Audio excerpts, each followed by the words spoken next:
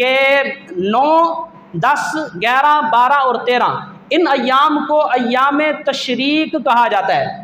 9 ذی الحج کی فجر کی نماز سے لے کر 13 ذی الحج کی عصر کی نماز تک تکبیرات تشریق ایک مرتبہ با جماعت نماز کے بعد پڑھنا واجب ہے، 3 مرتبہ پڑھنا افضل ہے۔ اللہ اکبر اللہ اکبر، لا الہ الا اللہ، اللہ اکبر وللہ الحمد، ان کو کہتے ہیں تکبیرات تشریق۔ 9 ذی الحج، اب عید بن رہی ہے جمعرات کو، جمعرات سے پہلے بدھ والے دن فجر کی نماز کے وقت ہی با جماعت نماز کے بعد آپ بلند آواز سے پڑھیں گے اللہ اکبر لا الہ الا اللہ، اللہ اکبر وللہ الحمد۔ جو شخص اکیلا نماز پڑھ رہا ہے وہ بھی پڑھے، گھر میں خواتین نماز پڑھتی ہیں وہ بھی پڑھیں، لیکن خواتین ایسا آواز میں پڑھیں گی اور مرد جو ہیں وہ بلند آواز میں پڑھیں گے۔ اس مسئلے کو آپ نے ضرور یاد رکھنا ہے۔ اگر امام بھول جاتا ہے تو مقتدیوں پر ضروری ہے کہ وہ یاد دلوائیں۔